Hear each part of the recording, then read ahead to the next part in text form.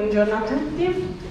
Rinnovo i complimenti fatti da Valeria, ragazzi, per l'organizzazione di questi 2 giorni che appunto complimenti, abbiamo bisogno di iniziative così. Io sono Sara, appunto, lavoro da 9 anni al gruppo Missioni Africa, che è una ONG,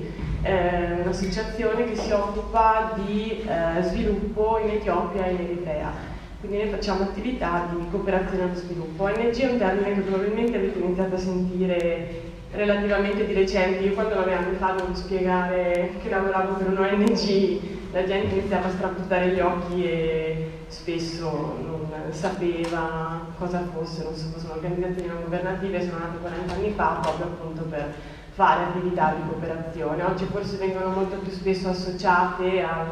alle attività di salvataggio nel Mediterraneo che compiono per cercare di aiutare chi è nell'ultima parte del processo migratorio. Noi lavoriamo come associazioni a monte, diciamo, cerchiamo non di prevenire, perché è un termine che non mi piace, credo che l'immigrazione dovrebbe essere una libera scelta, non una costrizione come spesso avviene. E quindi cerchiamo di lavorare appunto in questi 2 paesi per dare un futuro, una speranza, una dignità a chi purtroppo vive in condizioni molto difficili. GMA, l'associazione per cui lavoro, è nata circa 47 anni fa in Eritrea durante il conflitto per ottenere l'indipendenza dall'Etiopia. È nata per cercare di dare una risposta ad un'emergenza che c'era in quegli anni, quella di cercare di dare un futuro, una famiglia principalmente a tutti i bambini che a seguito del conflitto erano rimasti orfani. Cercare di dargli una famiglia però nel loro paese, quindi si è fatta quella che è l'attività di foster home, insomma, no? Quindi cercare una famiglia nel loro paese che potesse comunque garantirgli una crescita. Quando il conflitto è terminato, anche questa emergenza in qualche maniera è andata a risolversi, però nel frattempo si è deciso di continuare a lavorare nel paese con attività di sviluppo e quindi cercare di lavorare su tutto quella che era la ricostruzione post-conflitto. 20 anni fa abbiamo anche iniziato a lavorare in Etiopia proprio per cercare di essere a fianco di entrambi i paesi. A gennaio, verso inizio anno, probabilmente avete sentito parlare un po' di questo processo di pace che c'è stato tra i 2 paesi dopo così tanti anni di tensione e insomma è un passo importante che speriamo anche dia speranza soprattutto a chi viene dall'Eritrea. Come vi dicevo, appunto, lavoriamo in questi 2 paesi e lo facciamo in maniera completamente diversa proprio perché le situazioni nei 2 paesi sono completamente diverse. L'Eritrea è un paese che è stata un po' negli anni dell'indipendenza una speranza per i paesi africani perché prometteva insomma un processo di democraticizzazione, di sviluppo che era insomma guardata con molta speranza. Poi invece purtroppo il generale che ha guidato la guerra di indipendenza ha preso il potere e, come spesso purtroppo accade, lo ha preso in maniera, insomma, lo ha tenuto in questi anni in maniera tenendo le redini molto strette, insomma. L'Eritrea, se pensate, è un paese che per i giovani ha la leva obbligatoria fino a tempo indeterminato, diciamo, per uomini e donne, e fino ai 50 anni, 55 per gli uomini non è possibile avere il passaporto per uscire dal paese se non per gravi motivi. A 18 anni, quindi per terminare quello che è il percorso scolastico, quindi la quinta superiore, i ragazzi vengono prelevati e mandati al fronte. Questa situazione appunto si è riuscita a tenere proprio seguendo l'idea del conflitto con l'Etiopia, no? Per cui si riusciva a giustificare una tale stretta proprio in nome del conflitto in atto. Adesso questo conflitto è venuto meno perché sono stati firmati finalmente gli accordi di pace, però ancora non si vede nessun cambiamento. Tenete conto appunto che i ragazzi vengono mandati appunto giù nella zona di Sawa, che è una zona del basso piano. Eritrea e Etiopia sono due altipiani, diciamo, a 2000 metri, con delle zone più basse, dove il clima è molto pesante. I ragazzi vengono mandati al fronte in queste zone a fare queste esercitazioni militari, insomma, di fatto un modo per mantenere il potere sulla popolazione, e molti di loro tornano con problemi di malattie mentali, insomma, situazioni veramente molto difficili. Le ragazze spesso cercano di rimanere incinte prima dei 18 anni proprio per avere dei figli e non essere costrette a fare il servizio militare, in un paese dove appunto invece l'idea di matrimonio e di famiglia è ancora molto forte. Questo è visto male, per cui poi bisogna intervenire e cercare di aiutare queste ragazze rimaste da sole con i figli, e questi sono alcuni dei progetti che sviluppiamo in Eritrea, quindi cercando di con queste ragazze fare dei percorsi formativi in modo da dargli degli strumenti per trovare un lavoro e mantenere se stessi e soprattutto la famiglia e i figli. L'Eritrea è un paese dove le attività di cooperazione appunto si possono fare in maniera molto limitata, perché le associazioni straniere sono state tutte fatte uscire, non c'è quindi nessuno che può legalmente operare nel paese se non con alcuni progetti con il governo, che sono soprattutto di carattere idrico e sanitario, mentre invece qualsiasi altro tipo di attività è in qualche maniera ostacolato. Quindi noi lavoriamo con le congregazioni religiose proprio per riuscire che hanno un contatto più capillare con la popolazione, e riuscire quindi in qualche maniera a raggiungerle, ad operare. Anche questo è diventato un problema negli ultimi mesi, perché da giugno il governo ha chiuso tutte quelle che sono le cliniche governative, le cliniche cattoliche, scusatemi, a seguito di una lettera fatta dai vescovi proprio per cercare di invitare il governo ad ammorbidire un po' la presa, insomma, ad attuare quelli che sono i cambiamenti che si sperava ci fossero. E la risposta è stata quella di attuare un decreto di 20 anni fa, se non mi ricordo male, in cui si diceva che tutte le cliniche dovevano essere statalizzate. Quello che è successo è che un giorno i militari si sono presentati alla porta, hanno chiuso le cliniche e hanno messo i malati alla porta, e le cliniche sono tuttora chiuse. In zone rurali dove appunto il governo non è presente, dove non c'è nessuna associazione che lavora, dove si è distante da qualsiasi tipo di servizio, questo ci ha avuto delle conseguenze disastrose. Con le suore, una congregazione di suore con cui lavoriamo ci ha detto che hanno delle cliniche per la maternità, e ci hanno detto che purtroppo alcune donne ad esempio sono morte, insomma, perché appunto stavano per partorire, sono state messe alla porta e non c'è stata soluzione.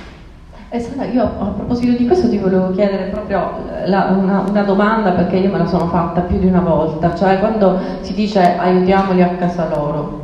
effettivamente io credo che nessuno di noi, cioè tutti abbiamo nostalgia del nostro paese di origine, me compresa. Tante volte, vabbè, non si può parlare insomma di una siciliana come di una devastata dall'immigrazione, questo no, però sicuramente diciamo la tematica è complessa. Invece io ti voglio chiedere, proprio tu che ti occupi di aiutarli a casa loro, e quindi se vogliamo dirla meglio di prevenzione, è possibile? Sì, allora appunto il binomio no, perché da quello che ci stai raccontando è davvero difficile, cioè il binomio Etiopia-Eritrea, mi sono un po' dilungata sull'Eritrea proprio per farvi capire la situazione, cioè quando a volte, io non voglio dire che non sia possibile, ma in qualche maniera si cerca di tamponare una situazione di emergenza come è quella dell'Eritrea. Gli eritrei dicono solamente un pazzo, questo me l'hanno detto delle signore quando sono stata, solo un pazzo qui non vuole fuggire, perché appunto la situazione è questa, insomma, sanno benissimo cos'è il processo migratorio, cosa gli aspetta nel viaggio. Quello che c'è a casa è ben peggiore, per cui tra virgolette una scelta in quel caso non c'è, aiutiamoli a casa loro. In questo caso non è che non è possibile, ma non va in qualche maniera in questi paesi appunto a tamponare una situazione che richiede, non voglio dire ben altri interventi, ma che ha bisogno di tempi diversi, insomma. Diversa è la situazione in Etiopia invece, appunto, dove lì è possibile lavorare in maniera diversa e lì lo facciamo. L'Etiopia è un paese che negli ultimi anni ha avuto un boom economico veramente importante, un paese che ha avuto percentuali di crescita anche del 10%, quindi insomma quasi una Cina africana, no? E questo ha creato chiaramente un sacco di problemi da un punto di vista sociale, perché come spesso accade in questi casi la forbice tra chi sta bene e chi non sta bene è andata ad allargarsi ulteriormente, per cui ad esempio nelle zone rurali in cui noi lavoriamo ci sono stati ulteriori in qualche maniera problemi a seguito di questi processi rapidi. Ad esempio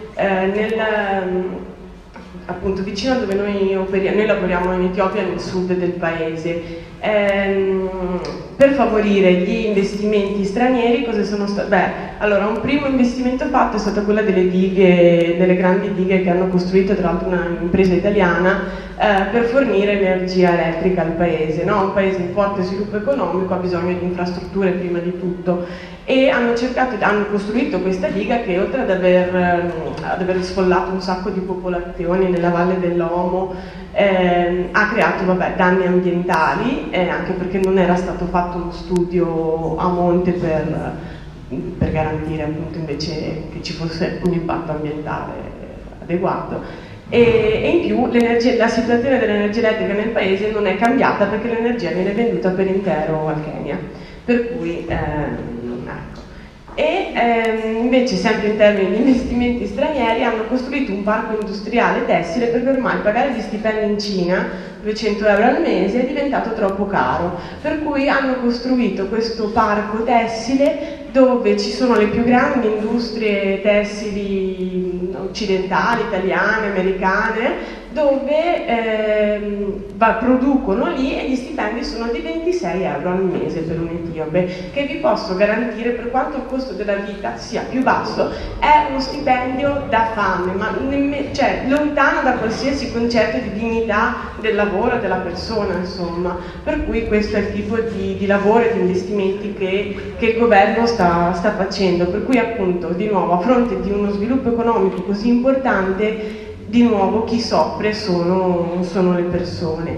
Quello che noi facciamo in Etiopia, che è possibile fare perché in realtà mentre appunto in Eritrea le associazioni non possono lavorare, in Etiopia questo è possibile farlo e si è anche aiutati in questo, è lavorare, noi lavoriamo nelle zone rurali in 14 villaggi attualmente, e cerchiamo di creare dei processi di sviluppo che non siano solamente per la singola persona ma per l'intera comunità, per cui lavorando all'interno di questi 14 villaggi iniziamo con intanto un contatto con le amministrazioni locali e soprattutto con cooperative di microcredito,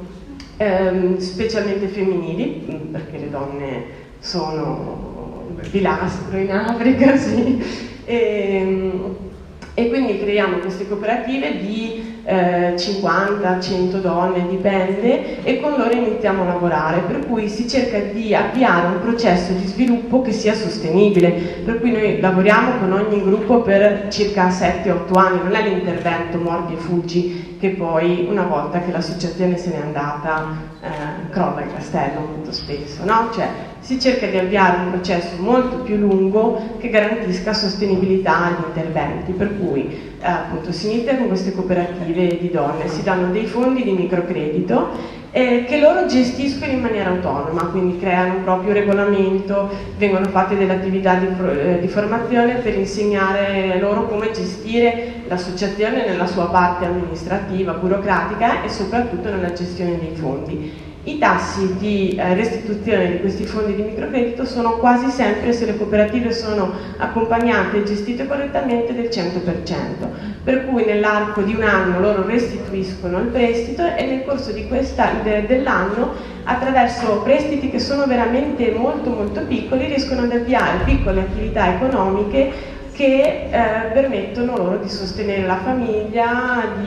di creare un circolo virtuoso per cui poi, che ne so, partono con un piccolo prestito che gli permette di avviare un commercio di frutta e verdura nel villaggio, restituiscono il prestito, la volta dopo riescono a comprare una capretta, restituiscono il prestito, la volta dopo riescono a prendere il carretto con l'asino per commerciare anche nei villaggi più distanti. Parliamo di cifre di 20, 40, 200 euro quando arriviamo al carretto con l'asino, per cui basta veramente poco per fare la differenza.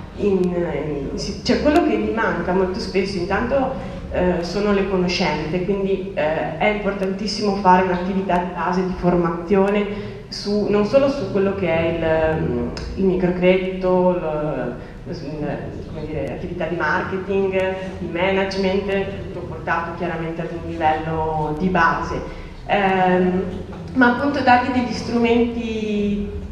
anche molto semplici, perché in un contesto in cui spesso manca tutto, quel piccolo aiuto, quel piccolo incentivo può fare la differenza. Quindi appunto fondi di microcredito che diamo a queste cooperative, e poi aiuto nello sviluppo di attività economiche più importanti, ad esempio mulini che vengono poi gestiti da questi gruppi di donne, piuttosto che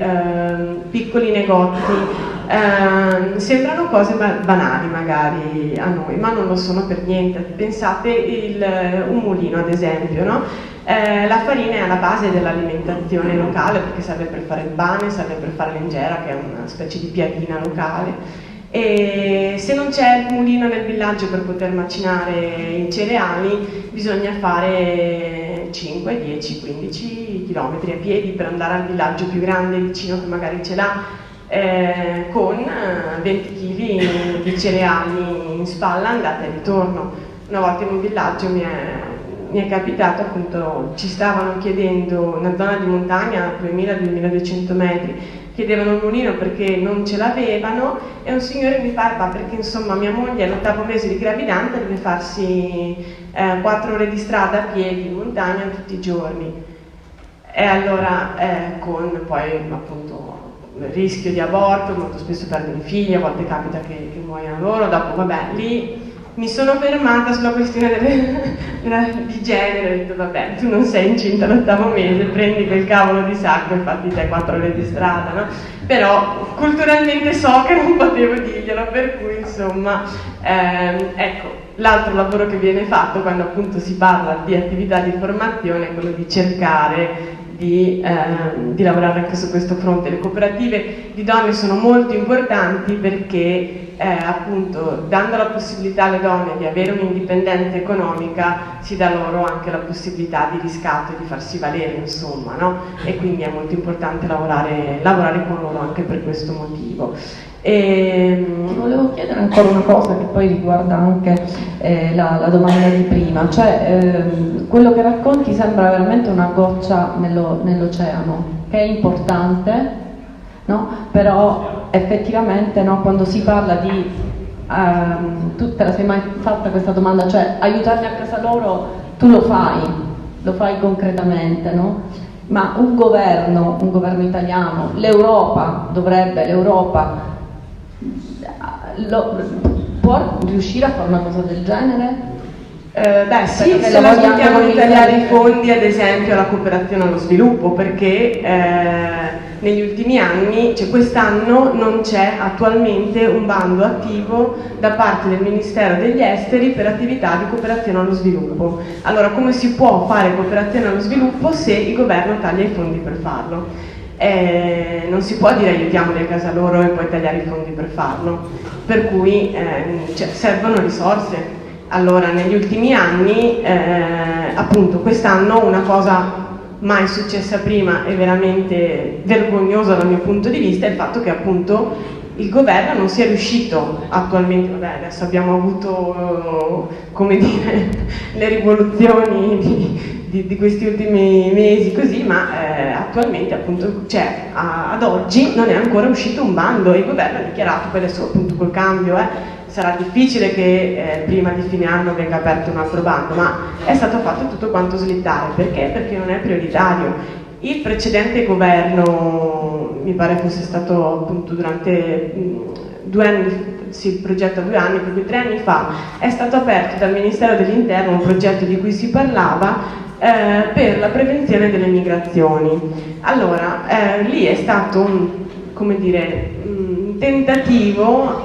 di aggiungere altri fondi alle attività di cooperazione, per cui oltre ai fondi destinati alla cooperazione intesa in maniera classica, era stato aperto questo bando per appunto prevenire le migrazioni, come attraverso attività di cooperazione allo sviluppo. Questo bando, che era stato avviato in via sperimentale, non sappiamo se questo fondo verrà di nuovo rigarantito, per cui sì, aiutiamoli a casa loro, ci vogliono le risorse. Noi lavoriamo prevalentemente per il 90% con fondi privati, quindi cittadini che decidono liberamente di sostenere queste attività con quella che è la classica scheda di sostegno a distanza, che non è, un po' per quello che vi spiegavo il nostro modo di operare, non è il classico sostegno al bambino con i 30 euro al mese, che una volta che uno non finanzia più il bambino è tale quale prima, ok? Perché nel momento in cui togli il sostegno, cioè quello è un dare un sussidio, esatto, non crei invece prospettive di sviluppo, avviare cooperative che permettano alle madri di diventare indipendenti, portare l'acqua nel villaggio per cui non sono più costretti intanto a morire per malattie gastrointestinali perché non c'è acqua pulita, ok?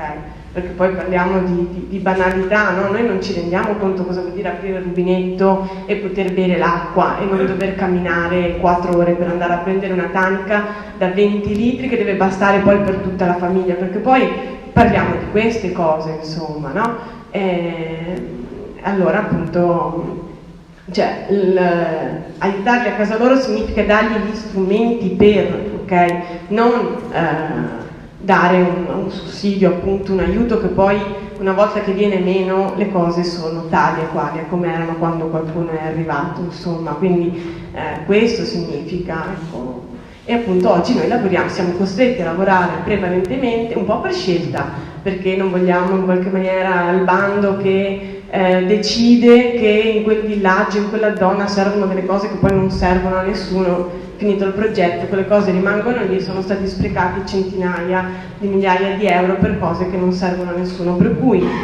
piccoli interventi sostenibili, non mordi fuggi, vado, rimango lì un anno, prendo e me ne vado, conoscere il territorio nel quale si va a lavorare e fare appunto questa attività di accompagnamento, per cui creare sostenibilità a questi interventi che non devono essere di sussidio, ma appunto dare prospettive, creare cambiamento.